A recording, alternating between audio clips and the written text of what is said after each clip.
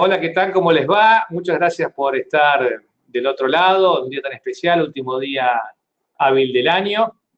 Eh, bueno, para los que no me conocen, mi nombre es Fabián Vítor, yo soy el responsable de los planes de gestión de riesgos y de seguridad del paciente de Noble.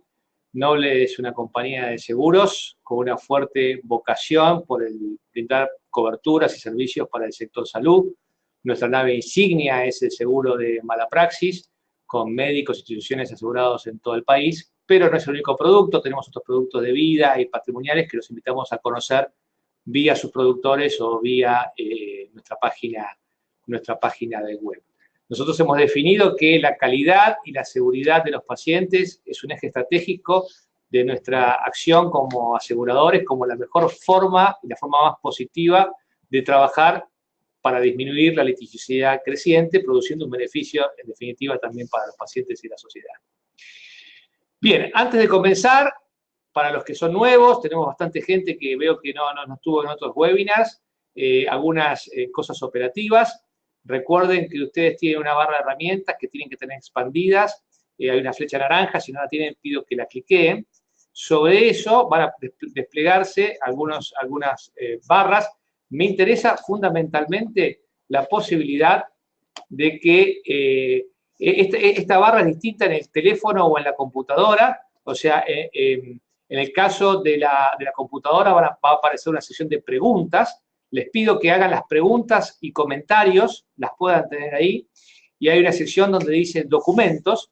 Es importante que bajen, yo he preparado para esta charla 4 documentos, 4 artículos, más la presentación, que les pido que bajen, que la vayan bajando durante el transcurso de la charla, porque después no van a poder hacerlo, que va a complementar un poco lo que vamos a decir. Los que tienen celulares tienen el icono de preguntas. Yo los invito a que hagan comentarios y que hagan las preguntas del caso, y tiene otro icono con unas 2 hojitas que es donde están los documentos. Bueno, pasado todos estos avisos parroquiales, vamos a comenzar con el tema. El tema es el que ustedes habían elegido en el último webinar y trata de cuidar a quienes cuidan. Para todos los que hacemos seguridad del paciente, calidad, la seguridad de la gente que trabaja, de la fuerza de trabajo, es central. Es decir, la seguridad del paciente está íntimamente ligada a la seguridad del personal de la salud. En la medida en la que no se brinde a quienes cuidan la protección, el respeto, el apoyo que necesitan, va a ser mucho más probable que cometan errores, que no trabajen en equipos y que en definitiva terminen apartándose de prácticas seguras. ¿Por qué es importante tener la tropa bien?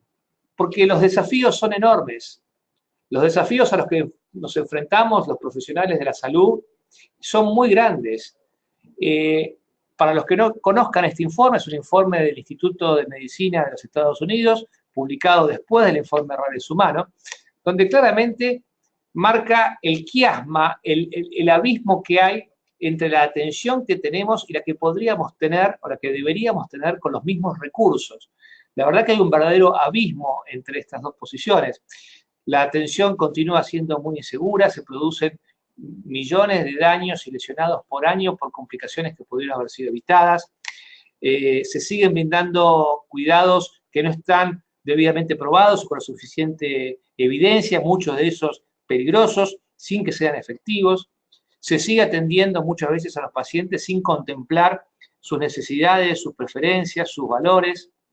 La salud no termina siendo eficiente, muchas veces se realizan gastos innecesarios, hay muchísimo desperdicio, pacientes que esperan meses para obtener un turno, que se pierden oportunidades. Y por último, la atención no es la misma calidad para ricos y para pobres, esto es una realidad. Entonces, tenemos mucho para trabajar. Tanto es así que desde hace unos años, y impulsados por el Instituto para la Mejora de los Estados Unidos, el IHI, se ha introducido el concepto de la triple meta en la atención de la salud.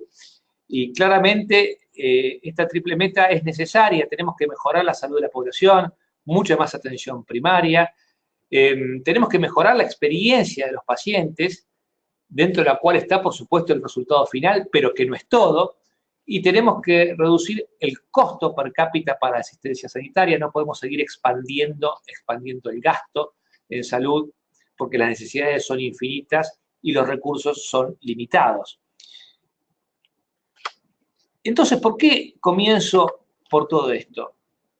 Porque nada de todo esto puede conseguirse si la fuerza de trabajo en salud no encuentra sentido y alegría en lo que hace.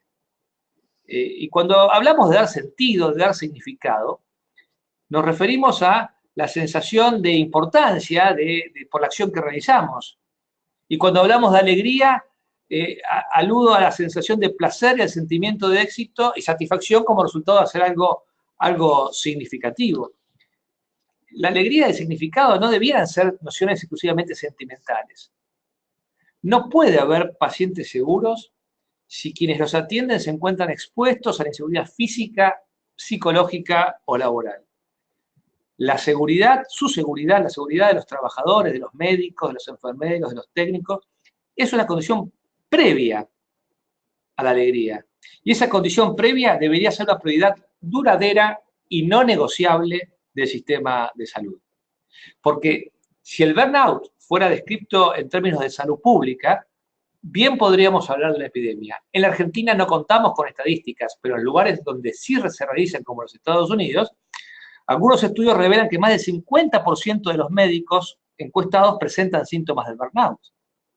De acuerdo a otro reporte del año 2013, el 33% de los nuevos enfermeros busca otro trabajo dentro del año. La rotación es muy alta, la moral está realmente en baja. Por eso, muchos comienzan a cambiar esto de la triple meta y poner la cuádruple meta. Tenemos que conseguir esas tres cosas que hablábamos sobre la base del bienestar del personal. Y el bienestar del personal, por supuesto, es mucho más que la ausencia de burnout. Porque si nos paramos a reflexionar en cómo se trabaja hoy en las instituciones de salud, vamos a ver que no se trabaja bien. Hay ambigüedad de roles, obligaciones de trabajo burocrático, inútil, que muchas veces no agrega valor, más allá de que pueda ser útil para la gestión. Hoy cada vez los médicos y enfermeros tienen sobrecarga de documentación enorme, trabas burocráticas, no hay un verdadero trabajo en equipo, no hay apoyo mutuo, muchas veces no hay conciencia de situación. Hablábamos en el webinar anterior del ambiente generalizado de falta de respeto, de ninguneo de las opiniones, de agresiones incluso dentro del mismo equipo de trabajo, fue tema de nuestro webinar pasado. Muchas veces hay enormes carencias de insumos para realizar la tarea o estamos expuestos a condiciones peligrosas para nuestra salud como trabajadores de la salud. Es decir, el panorama no es fácil para trabajar y para generar verdadera alegría. Por supuesto que esto excede, o sea, lo que podemos llegar a hablar en este webinar, pero lamentablemente el profesional de la salud en las últimas décadas ha ido entrando en un cuadro de precarización laboral. Hoy es común que la gente tenga que tener 2, 3 trabajos. Esto genera muchísima rotación del personal. Hay un problema enorme, por ejemplo, en la Argentina con el tema de las plantillas de guardia, cuesta mucho llenarlas, una gran sobrecarga de trabajo y sobre todo la falta de plan de carrera que muchas veces ocurre. Lo que uno ve es falta de sensación de pertenencia muchas veces a los lugares de trabajo y estos son obstáculos para sentirnos verdaderamente seguros. O sea, no vamos a poder abordar todo este tema en este seminario, pero es un tema que yo no quería dejar pasar. Yendo a la seguridad física, la verdad es que cuando uno se pone a analizar el trabajo en hospitales, en sanatorios, la verdad es que los médicos, los enfermeros, los técnicos se encuentran muchas veces muy expuestos. Accidentes punzocortantes, falta de descartadores repletos, falta de una política, gente que se corta, se mancha, no está claro qué es lo que se tiene que hacer en muchas ocasiones. El tema de las lesiones musculoesqueléticas, sobre todo en enfermeros. La tasa de lesiones entre enfermeros y enfermeras es 30 veces mayor que en otras industrias. En Estados Unidos se producen aproximadamente 670.000 enfermedades y accidentes laborales por año en el sector salud y la asistencia social. Es muy común de que los enfermeros pidan pasar a actividades livianas por dolores lumbares, por tener que cargar mucho peso, rotar pacientes pesados. Muchos consideran abandonar la profesión por su propio bien, por dolores lumbares. Esto es un tema que hay que realmente abordarlo. Enfermedades profesionales, yo he sido testigo de, por ejemplo, médicos con tuberculosis, la exposición a radiación. Muchas veces uno ve personal que se continúa trabajando sin que tenga una adecuada protección, tanto en cuello corporal, de la radiación a la que está expuesta, la exposición a químicos, la violencia creciente. Vamos a ahondar un poco sobre este tema, pero el tema es que el sector salud, cuando se lo compara con otras industrias, y estos son datos del Ministerio de Trabajo de los Estados Unidos, y no creo que la situación sea muy distinta, es el que genera más accidentes de trabajo y enfermedades profesionales. Es decir, se pierden más días de trabajo por enfermedades y accidentes del sector salud que en otras industrias, como por ejemplo la minería o la construcción. Lo cual, cuando la primera vez que yo leí esto, me llamó mucho la atención porque uno tenía el concepto de que la minería producía mucho más enfermedades. Bien, llegado a este punto, y antes de abordar el tema que yo quiero hacer, que es el tema de la violencia, les quisiera hacer una pregunta a los asistentes, que es la siguiente.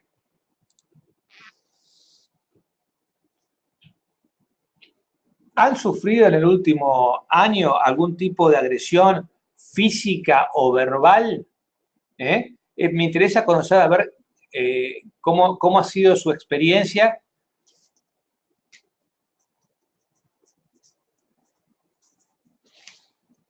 Recuerden que tienen que enviar la...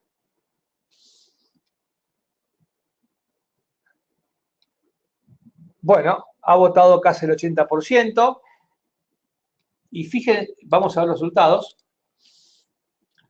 Fíjense, más del casi el 85% ha recibido agresiones verbales y un 14% ha recibido agresiones físicas. Esto es un problema creciente en la Argentina y yo les diría más en el mundo. O sea, lo que ustedes experimentan es un fenómeno mundial, pero que también se ve mucho en nuestro país con los climas sociales alterados que muchas veces tenemos. Son muchos los que han estudiado este tema de la violencia. Intramed hace encuestas periódicas, hizo una encuesta en el 2008 y presentó otra encuesta en el año 2015. Fíjense el volumen de esta encuesta, porque hoy no llegamos a 100 personas, pero digamos, acá son 20.000. Y fíjense qué parecidos los resultados con los que ustedes comentaron. Casi el 67%, o sea, cerca del 70%, como vimos en la encuesta que hicimos acá, han sido víctimas de agresiones verbales o físicas. Y esto es tanto con médicos como con enfermeros. Pero lo más llamativo de esta última encuesta de Intramed es que más del 30% de las personas agredidas son víctimas agredidas previamente, o sea, han sido agredidas en 3 o más oportunidades. Lo que nos está diciendo, como bien dice el cuadro, que cualquier medida que se haya tomado para proteger a esta persona y no volver a ser víctima de agresiones por parte de familiares o de pacientes, han sido verdaderamente inefectivas.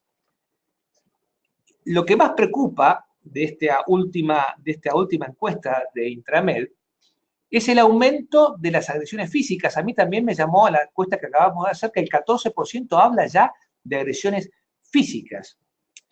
En el 2008, de las personas agredidas, solamente el 1,3% manifestaba haber sido agredidas físicamente.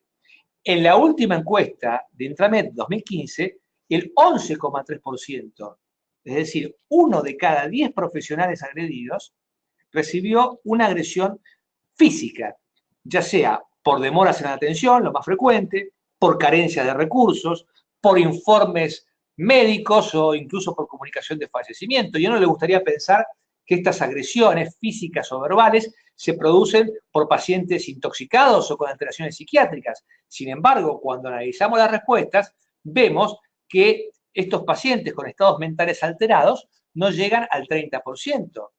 Y que casi más del 60% de los casos, la persona que agredió se encontraba en el uso de sus facultades mentales. Entonces, acá claramente hay que tomar medidas a todo nivel, a nivel macro, a nivel regulación, a nivel institucional y a nivel personal.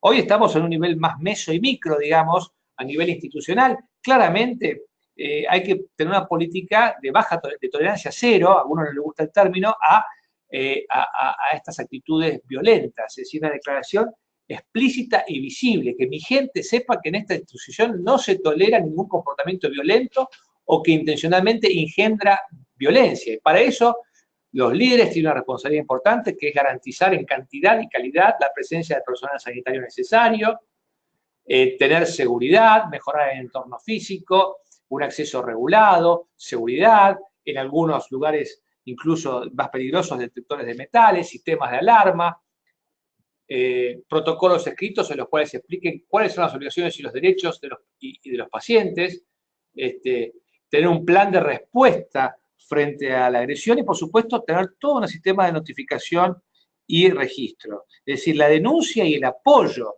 al personal cuando ha sido agredido debe ser muy contundente, muy clara. Deben establecerse procedimientos de denuncia a las autoridades de la institución, comunicar todos los incidentes a un sistema de reportes especial y, en caso de lesiones, solicitar certificación por parte de un médico, asesoramiento especial para denuncias a la entidad gremial, a la aseguradora de riesgo de trabajo, a la policía, a la justicia, a quien se va. Hay que tener un plan.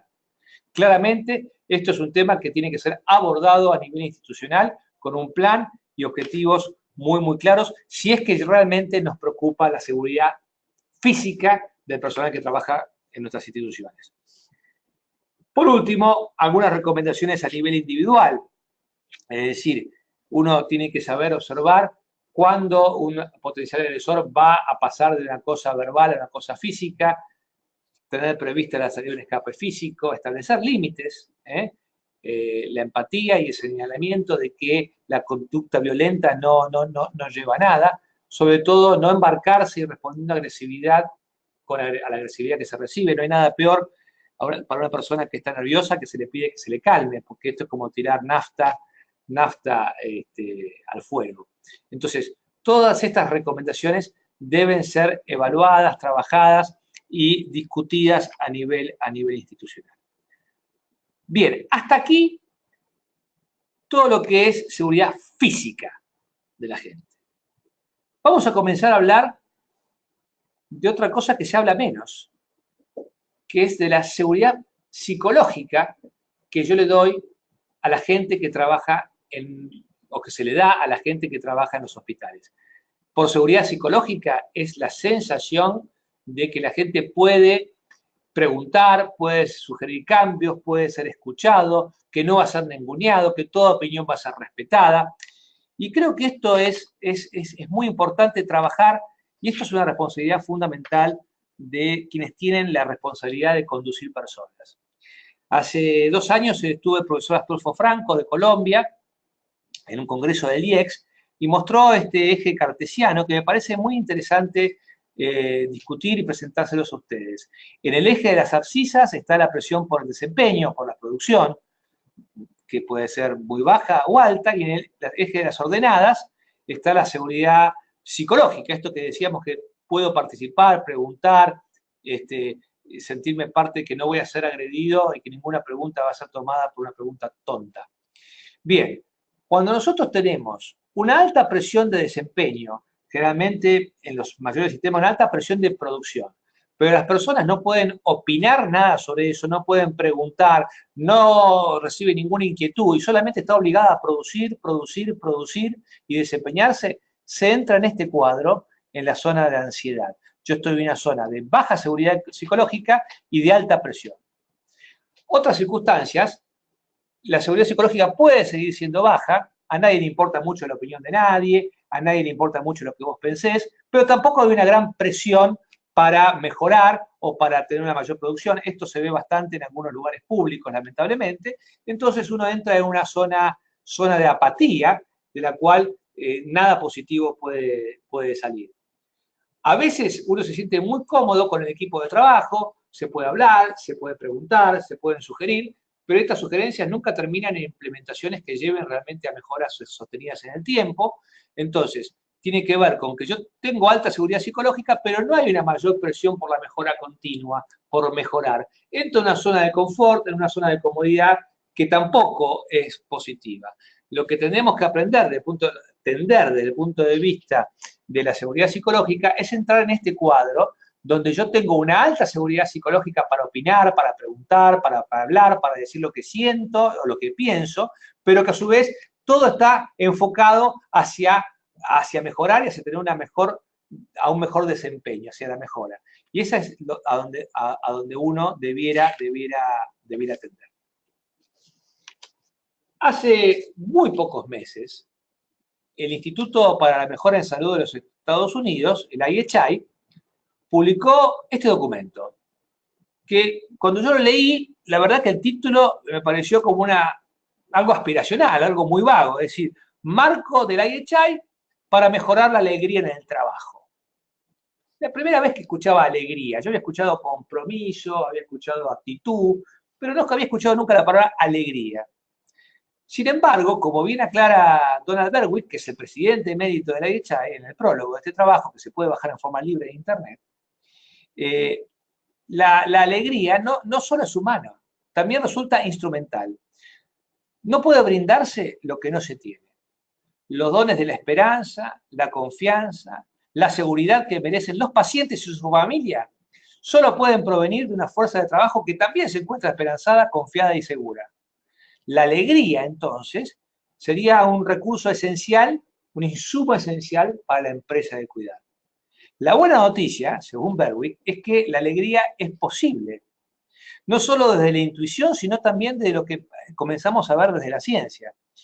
Este documento, que los invito a leer, nosotros tenemos un resumen en Noble que lo pueden bajar en nuestra página web y está colgado en los documentos, resume la enorme literatura teórica sobre el tema y aporta bastantes evidencias de factores que parecen asociarse fuertemente con una alta o baja moral, con el burnout y con la satisfacción en el trabajo.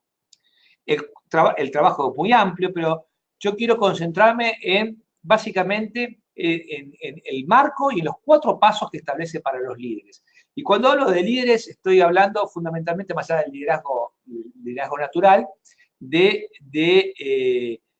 los que tienen responsabilidad de conducción, ya sean jefes, gerentes, los que tienen la responsabilidad de manejar gente.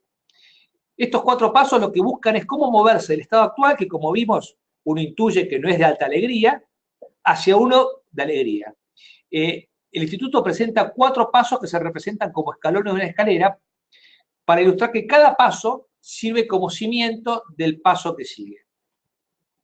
El primer paso consiste en bajar al personal, acercarse y preguntarle realmente qué es lo que te importa. Este paso tiene que ver con, hay que planificarlo muy bien, con hacer las preguntas correctas y realmente escuchar con mucha vocación las respuestas, a fin de identificar aquellos factores que contribuyen o atentan contra la alegría personal.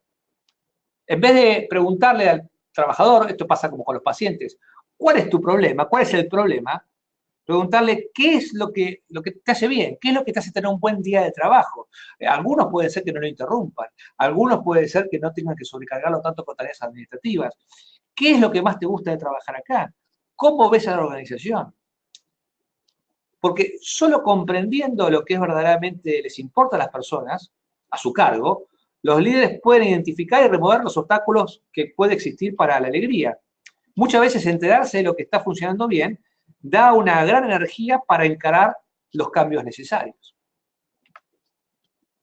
En el segundo paso, los líderes o los jefes de servicio, los gerentes o los que están a cargo, tratan de buscar, identificar cuáles son los impedimentos específicos y locales para la alegría del trabajo y comenzar a abordar las necesidades psicológicas de su gente. Es decir, lo que tienen que indagar en este punto es cuáles son las piedras en el zapato, en el trabajo de todos los días, y comenzar a trabajar en forma conjunta cuáles son las prioridades. Yo quiero destacar que estos pasos no ignoran los enormes problemas organizacionales más grandes a los que se enfrentan las instituciones de salud, que no son piedras en los zapatos, sino que son montañas. La falta de personal, la sobrecarga de trabajo, la necesidad de carga de datos. Lo que busco en este paso es empoderar a los equipos locales para que identifiquen y aborden los impedimentos que ellos pueden resolver por sí mismos, mientras autoridades de otro nivel tratan de resolver problemas sistémicos más grandes que también impactan, en definitiva, sobre los trabajadores. Lo que busca este paso es transformar. La pregunta es, si ellos hicieran esto, si ellos me dieran esto, si ellos hicieran esto, a decir, bueno, ¿qué es lo que podemos hacer nosotros hoy, acá y con lo que tenemos? El tercer paso consiste en hacer responsables a todos por la alegría. Si bien lograr que el ambiente de trabajo se alegre es responsabilidad de los líderes, de los jefes, de los gerentes, todos, desde los más altos ejecutivos hasta el personal administrativo y clínico, tienen un verdadero rol que jugar. O sea, no sirve delegar esta función de la alegría en un departamento de recursos humanos. La construcción de la alegría es una construcción colectiva. Después vamos a ver que si bien la responsabilidad es compartida, no todos hacen todo para conseguir alegría, como vamos a ver más adelante. El último paso tiene que ser con aplicar la ciencia a la mejora. Si yo quiero en este caso mejorar la alegría de la gente que trabaja, tendré que aplicar los pasos que aprende la ciencia de mejora. Cualquiera sea ello, que casi todos estos métodos que usted utilice, el establecimiento de objetivos claros, qué quiero, cuánto, para cuándo, comenzar a pequeña escala, ir refinando las distintas pruebas, midiendo los resultados, definiendo los indicadores que voy a medir y compartiendo abiertamente los datos en este proceso de mejora continua.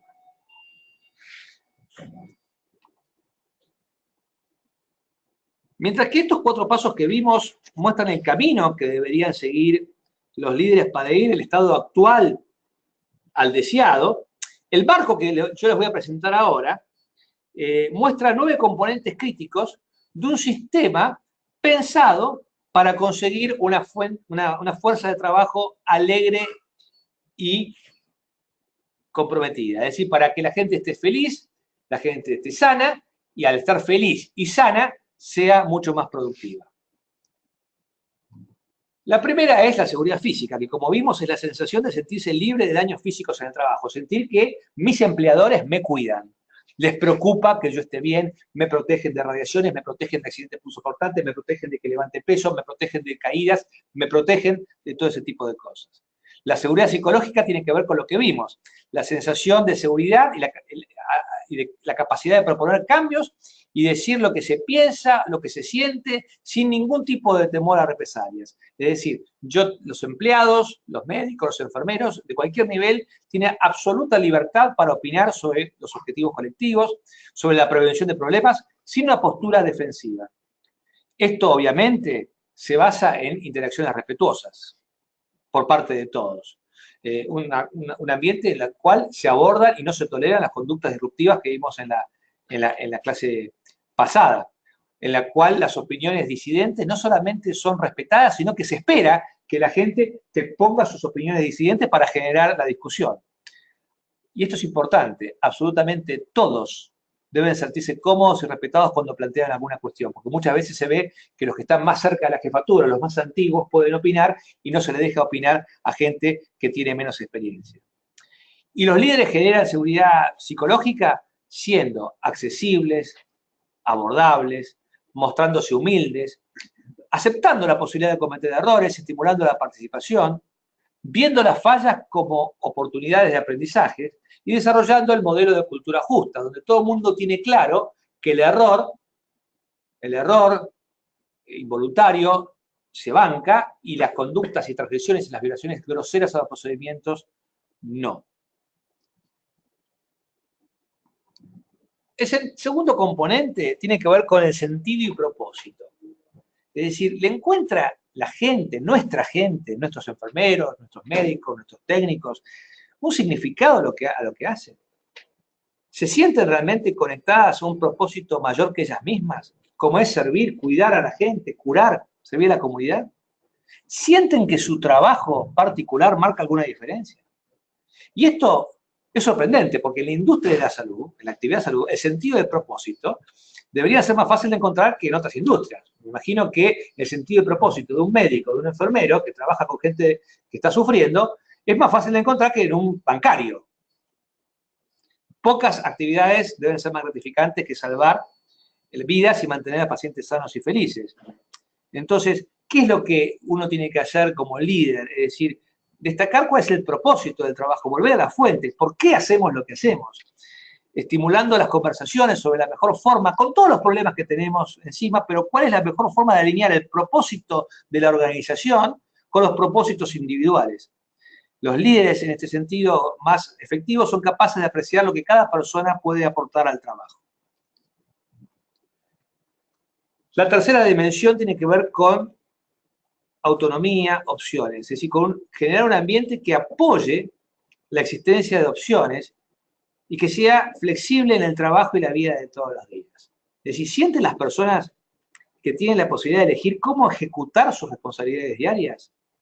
¿Tienen voz en la forma en la que se hacen las cosas en sus servicios? ¿Se los incluye cuando debe decidirse sobre procesos, cambios o supuestas mejoras que los afectarán? ¿Disponen de la información necesaria para plantear alternativas a la forma de trabajo? ¿Se les brinda el apoyo y la capacitación necesaria para mejorar el trabajo? Es decir, las personas realmente para estar alegres y sentirse útiles necesitan libertad y confianza para poder realizar pequeños ajustes en los trabajos del día a día. Es decir, permitirles esa pequeña variabilidad sin por ello desvirtuar las normas y procedimientos esenciales que deben seguir. El cuarto componente tiene que ver con el reconocimiento y los premios. Es decir, los líderes efectivos comprenden el trabajo diario, reconocen abiertamente la contribución de la gente y celebran los buenos resultados. Y muchas de las recompensas más significativas que las personas reciben muchas veces no tienen que ver con lo monetario, y no estoy minimizando la importancia de lo monetario, pero eso tiene una cosa muy corta. Es decir, tampoco tiene que ver con fiestas o con reuniones sociales, que pueden ser muy importantes para construir camaradería, pero no son suficientes por sí mismas para traer alegría al trabajo. Lo que trae alegría es el reconocimiento, el sentido de pertenencia, la celebración de los logros del equipo, lo que tiene valor, no la fiesta en sí misma. Hasta acá estas cuatro componentes, si uno analiza y conoce la pirámide de necesidades básicas humanas de Maslow, es muy parecida. Empezamos por las necesidades básicas humanas de seguridad física y psicológica y avanzamos hacia un sentido, autonomía, reconocimiento. Estas son necesidades humanas básicas para cualquier actividad. Y por lo tanto son las que primero tenemos que abordar, si realmente queremos avanzar en seguridad del paciente. No puede haber seguridad del paciente sobre la base de una fuerza de trabajo con falta de seguridad psicológica, física, laboral, económica, etc. Esto me hace acordar muchas veces a los ejemplos de los aviones, cuando la mamá viaja con un bebé y le dicen que en caso de una descompresión caen máscaras de oxígeno, el primero que debe colocarse la máscara de oxígeno es la mamá, para que ella esté bien y pueda atender a su hijo, efectivamente. El quinto componente es generar un modelo de gestión verdaderamente participativa. La alegría en el trabajo depende en gran medida que los líderes sepan crear el espacio para escuchar, comprender, involucrar a los colegas en la toma de decisiones como un paso esencial para la creación conjunta. Claro que esto requiere de la creación de consensos y de una comunicación muy clara. Los líderes participativos hacen tres cosas. Primero, antes de actuar, involucran a las personas, desde las primeras etapas de los proyectos, para explicar el por qué se necesita cierto trabajo y para ganar el compromiso de la gente para implementar los cambios que se necesitan. Los líderes participativos informan. Segundo punto, mantienen a los individuos a su cargo, informado de los cambios que pueden llegar a afectarlos en el futuro. Y los líderes participativos, por último, escuchan de manera continua y consistente a las personas de todos los niveles de la organización y los estimulan fuertemente a compartir lo que piensan, y no solo cuando las cosas salen bien. El sexto componente es la camaradería y el trabajo en equipo. Es decir, se respira en el lugar de trabajo un clima de compañerismo, un clima de apoyo mutuo.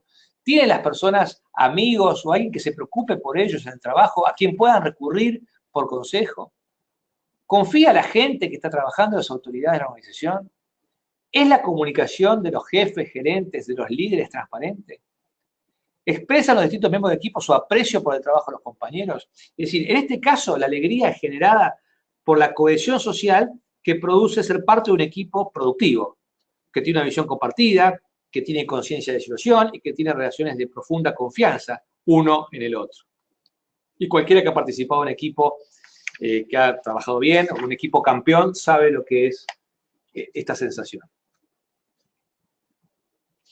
Lo último es, el séptimo componente es trabajar en una institución donde realmente hay preocupación por la mejora continua, donde la mejora continua es parte de la rutina diaria, donde se aplican principios de la ciencia de la mejora para identificar, probar e implementar mejoras en los sistemas y los procesos. El octavo componente es estar en un lugar donde se apuesta por el bienestar de la gente. Y el bienestar es mucho más que la seguridad física y psicológica. Es decir, es la sensación de que la gente me apoya, que aprecia un equilibrio entre el trabajo, la vida personal y la familiar, donde se brinda apoyo psicológico en casos de depresión, de ansiedad. Es decir, hay gran preocupación porque mi gente esté bien, esté con bienestar, no solamente con las necesidades básicas cumplidas. Y otra cosa importante para mejorar la alegría es contar con indicadores, ¿no? Es decir, en tiempo real, lo que no se mide no se puede mejorar y lo que no se mejora por la ley de entropía degrada, tiende a la obsolescencia. Y para facilitar la mejora continua, es bueno que estar en una organización donde continuamente se está monitoreando, donde me llega esa información, donde recibo reportes diarios, semanales, de los progresos, de los retrocesos, es decir, un mapa, me dan un mapa para saber dónde estamos, estoy bien, estoy mal, hacia dónde vamos, etc. Ahora bien, dijimos que la alegría es la responsabilidad de todos, pero por supuesto, son 9 componentes de este marco que presenta el IHI, 9 componentes, y las principales autoridades son responsables por las 9, claramente. Algunas caen más fuertemente sobre su área, ¿no? O sea, el establecimiento de la visión, del modelo, de una cultura justa, de la garantía de la seguridad física y psicológica, cae fuertemente sobre las principales autoridades de las instituciones. Luego tenemos los mandos medios, y acá ellos serían responsables, si uno quiere, de 6 indicadores, de 6 de estos componentes. Básicamente, tal vez el más importante sea tener un estilo de gestión participativa. Y una cosa muy importante para los jefes o gerentes es la búsqueda del equilibrio entre el beneficio que se pretende obtener y el esfuerzo que requieren las mejoras. Y por último, los individuos también son responsables de generar un ambiente, de ser respetuosos, de dar lo mejor de sí, de identificar oportunidades de mejora y de generar información para que se puedan establecer indicadores. Bien, nos hemos tomado un tiempo, pero a mí me parece muy importante reflexionar sobre este marco que nos propone el IHI y discutirlo en nuestros servicios y empezar a hablar de este tipo de cosas. Para terminar esta charla, yo quiero dedicar unos minutos, si hablamos de cuidar a los que cuidan, probablemente en ningún lugar o en ninguna situación sea tan importante cuidar a mi gente como cuando cometen un error que produjo algún tipo de daño importante. Yo, por trabajar en una compañía de seguros, conozco este verdadero juego de las lágrimas, donde nadie gana, los pacientes y las familias sufren, pero el médico que cometió el error también sufre, un sufrimiento muy profundo, muy profundo. Y generalmente ya es sabido que la mayoría de las cosas malas aún de las cosas horribles, aún de eventos muy serios, le pasan a buenos profesionales. No es un tema de manzanas podridas, ese tema lo podemos hablar en otro momento, sino que la mayoría de accidentes, incluso accidentes fatales, se producen por errores muchas veces automáticos. Y la comunidad médica en general, con contadas excepciones, no ha desarrollado, ni comunicado, ni implementado un mecanismo de soporte y de apoyo efectivo para abordar esta profunda crisis personal, social, espiritual y profesional que experimentan estas segundas víctimas de errores graves. Muchas veces, a menudo, permanecemos en silencio y abandonamos a nuestros colegas y compañeros de trabajo cuando más nos necesitan, en sus horas más oscuras, condenándolos muchas veces a sufrir en soledad. El término segunda víctima fue acuñado por primera vez por Albert Gu, lo vemos en la foto, en un editorial publicado en el British Medical Journal en el año 2000. En este editorial, Gu relataba su propia experiencia cuando un compañero de residencia cometió un error que resultó ser fatal. Luego del evento, Gu fue testigo del impacto que tuvo sobre su amigo el trato que recibió después del episodio. Aislamiento, estigmatización, falta de empatía, y él, como compañero, se preguntaba secretamente si no le podía haber pasado lo mismo a él, que es lo que nos pasa muchas veces cuando vemos estos accidentes. Concluyó la editorial, que los invito a leer, llamando a las instituciones a apoyar más a los colegas en estas situaciones. A partir de ese momento, muchos autores comenzaron a investigar sobre este tema de segundas víctimas, fundamentalmente mediante encuestas, y hay mucha más investigación de manera sostenida. Una de las que más ha investigado este tema es Sue Scott, una licenciada en enfermería especializada en gestión de riesgos y seguridad del paciente de la Universidad de Missouri, que junto con otro grupo de investigadores en el 2006 inició una investigación bastante profunda sobre este impacto y el fenómeno de segunda víctima, el impacto que podía tener sobre los médicos y enfermeros, y en base a discusiones que mantuvieron con muchos profesionales de la salud, llegaron a una definición de segunda víctima que es la más aceptada en la actualidad. Las segundas víctimas, entonces, se trata de médicos, de enfermeros, de profesionales de salud que han estado involucrados en algún tipo de lesión importante, que se convierten en víctimas en el sentido de que quedan traumatizadas por el evento. Frecuentemente se sienten personalmente responsables por la evolución, sienten que les fallaron a sus pacientes, se castigan, no se perdonan el error, se cuestiona su competencia, es decir, se transforman básicamente en segundas víctimas, porque lo que ocurre cuando pasan estas situaciones es que el médico, el enfermero, el técnico, es arrasado por un tsunami de emociones y se pregunta cómo va a responder la familia, qué se les dijo, pánico porque lo demanden, preocupaciones porque los puedan despedir, por perder la matrícula, pérdida de confianza, qué van a pensar mis colegas, qué tengo que hacer ahora, qué va a pasar, cuál es el camino que sigue, con quién voy a discutir el caso. Son todas preocupaciones que pasan por la cabeza de estas personas que viven verdaderamente un verdadero estrés postraumático, ¿no? En entrevistas estructuradas, realizadas a médicos clínicos, a especialistas, todos manifestaron haber experimentado sentimientos negativos luego de sus errores. Vemos acá algunos: temor, culpa, indignación, vergüenza, y a veces una humillación que persiste por meses o años.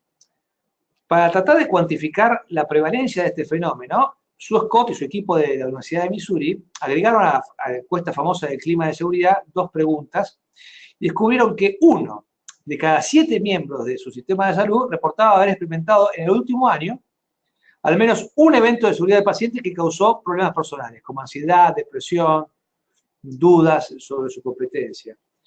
Lo más alarmante es que cerca del 70% de estos profesionales no recibió ningún tipo de apoyo institucional cuando cometieron el error.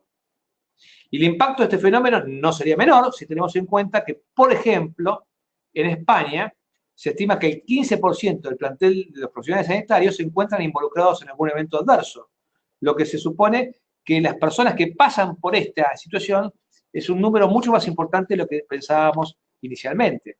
Fijémonos, el 55% de los médicos de Estados Unidos y Canadá entrevistados se vieron involucrados en algún evento adverso grave. En la encuesta más grande y abarcativa realizada hasta la fecha, entonces,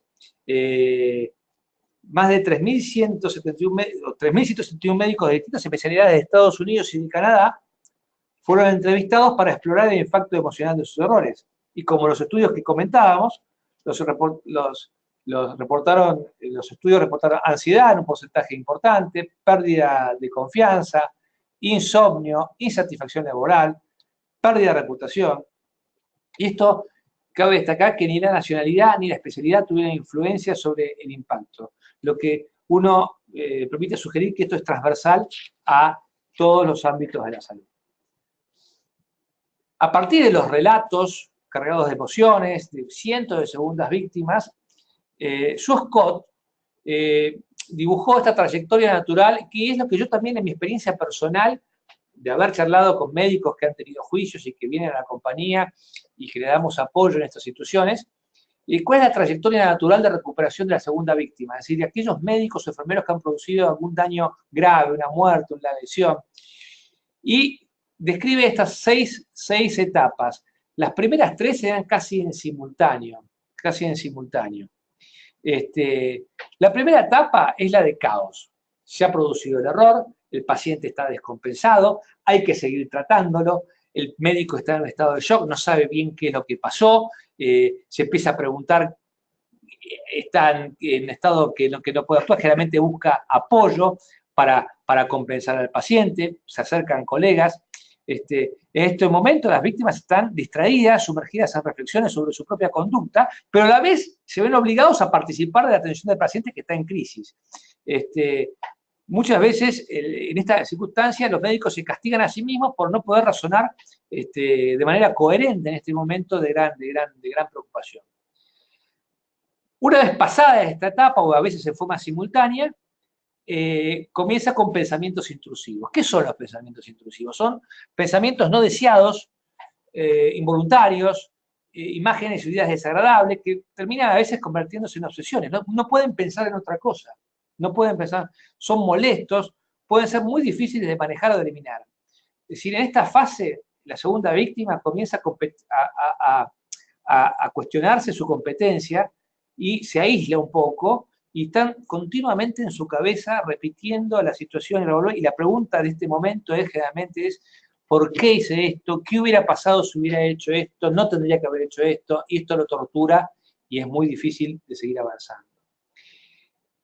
La tercera fase se caracteriza por la búsqueda de apoyo de aquellas personas con quienes tienen confianza. Este puede ser un colega, un supervisor, un amigo personal, puede ser un miembro de la familia, pero a veces el médico siente que el miembro de la familia no entiende bien qué es lo que le está pasando. Muchas veces no se sabe bien a quién acudir, porque son pocos las personas que pueden reflejar esa experiencia y comprender el enorme impacto que está teniendo sobre su vida. Es decir, muchas se sienten atormentadas en esta etapa por su futuro profesional. Bueno, muchas veces se piensa que todos comentan el caso a sus espaldas, pero nadie habla del tema con él, lo que puede incrementar sus dudas y su confianza. La extensión de esta fase dependerá del apoyo que la víctima reciba muchas veces en su propio servicio. Una vez pasado todo, una vez estabilizado el paciente, o si el paciente falleció, la segunda víctima tiene que soportar la fase de inquisición. Se comienza a acercar mucha gente, muchas veces hay un juicio, vienen abogados, vienen los gerentes de riesgo, vienen los asesores legales de la institución, mucha gente a la cual él no conoce, que comienzan a hacer todo tipo de preguntas, básicamente de por qué hizo lo que hizo cuando no tiene una respuesta. Esta es una etapa marcada por el temor a las repercusiones que va a tener el episodio, ¿no? Sobre su carrera, es decir, sobre la posibilidad de perder el trabajo, de perder la matrícula, de tener juicios, la repercusión que puede tener en los medios. Y este temor a lo desconocido y la pobre comprensión del proceso mismo de la investigación del incidente puede llevar a un estrés muy marcado. La quinta etapa es la búsqueda de apoyo emocional de distintas formas, muchas veces con los seres queridos, muchas veces con amigos, tiene que ver también con la fase 3, a veces bajo la ayuda de algún psicólogo, pero muchas veces estos primeros auxilios espirituales pueden resultar insuficientes. Y la fase 6 describe el efecto final que tuvo este evento sobre el prestador de la salud. Muchos sienten que el incidente los va a acompañar por el resto de sus días. Hay una gran lucha y acá la segunda víctima podría seguir potencialmente tres caminos. El primer camino es el del abandono. Muchos terminan abandonando su rol profesional, abandonan la práctica asistencial, o pasan a cumplir otro rol, o buscan otro trabajo.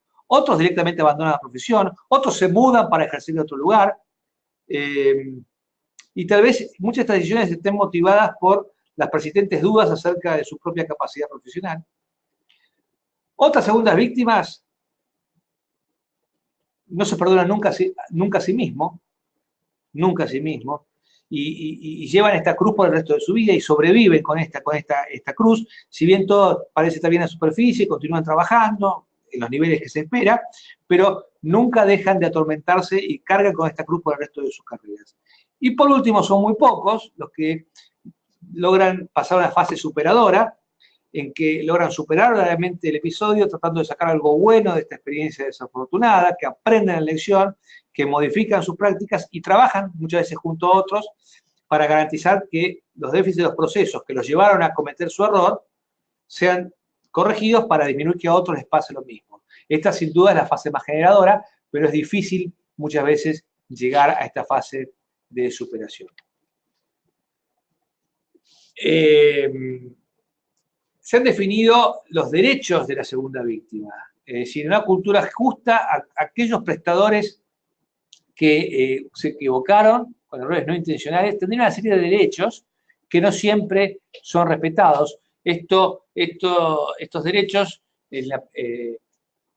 pueden ser resumidos en el acrónimo TRUST, que en inglés significa confianza, y básicamente lo vemos en la diapositiva, los derechos de las personas es, primero, un trato justo. Muchas veces, cuando ocurre un evento catastrófico, hay cierto grado de darwinismo que lleva a muchas autoridades a comportarse más como un jurado de un reality show que como líderes que respetan los valores de empatía y compasión que suelen proclamar. O sea, este trato justo, o sea, puede llevar a mejorar el sistema que permitió la ocurrencia de error. El segundo derecho que tienen es respeto. Es respeto. La regla de oro debería ser tratar a nuestros colegas como nos gustaría que nos trataran a nosotros. Muchas veces hay una verdadera falta de respeto al profesional que cometió. El tercer derecho es la comprensión y la compasión, es decir, saber que el médico, el enfermero que cometió un error está pasando por una etapa de duelo que hay que saber respetar con su impacto emocional, su impacto psicológico. El cuarto derecho es la búsqueda de apoyo, los servicios psicológicos que sean necesarios, etc. Y por último, darle la oportunidad de ser transparente, porque si sobre toda esta situación el médico o el enfermero se lo obliga a mentir a la familia, a mentirle a los otros, y encima, es decir, se genera un ambiente muy negativo. Scott también dice los niveles de apoyo, vamos a pasarlo muy rápido. El primer nivel es el apoyo a nivel de servicio, es muy importante que el servicio contenga al profesional. El segundo nivel de apoyo son pares entrenados en riesgos y gente que está entrenada en seguridad, que pueda llegar a explicarle al médico o al enfermero que lo que le pasó a él le pasa a muchísima gente y que él termina siendo víctima de un sistema defectuoso, lleno de agujeros, en el cual termina produciéndose el error. Ver el error como una cosa sistémica a veces puede ayudar incluso participando en el análisis de causa raíz si él desea, para que entienda que su error se da en un marco, que es una cosa aislada. Y por último, algunos realmente ya requieren ser derivados a niveles profesionales, con apoyo psicológico, con apoyo de salud mental, etc.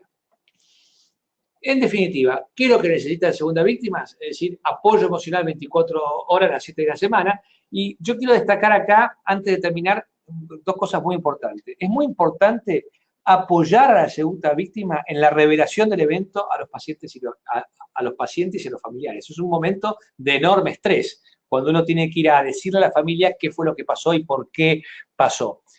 Por supuesto que uno tiene que salir a dar la cara, pero no tiene que dejarlo solo en ese momento. Es útil que haya otra persona que tenga buenas capacidades de comunicación y que pueda actuar de mediador en esas circunstancias, apoyando y el relato puede ser un jefe, puede ser alguien que lo acompañe a dar esa noticia horrible a la familia.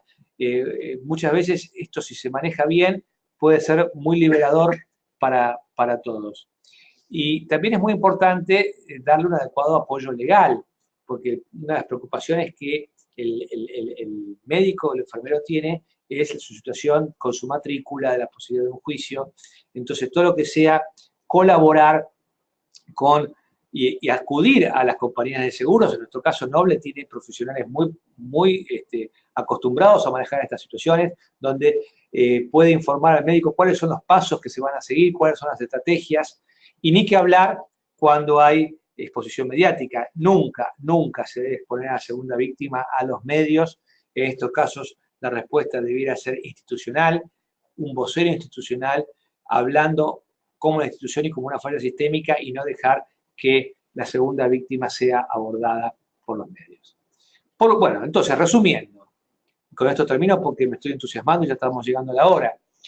¿Cuáles son las 7 cosas que las organizaciones pueden hacer?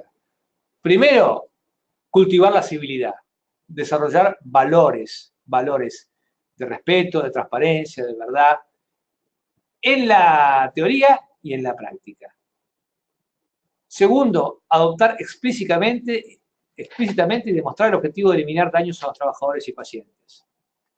Tercero, comprometerse a crear una organización que sea altamente confiable. Las organizaciones altamente confiables son muy sensibles a las fallas, están muy pendientes del operador de la primera línea, son resilientes y desarrollan un modelo de cultura justa. Hay que tener un sistema para aprender y mejorar, cualquiera sea, Lean, Six Sigma, PDCA, empezar con pequeños proyectos, pero uno tiene que tener un sistema para aprender y mejorar.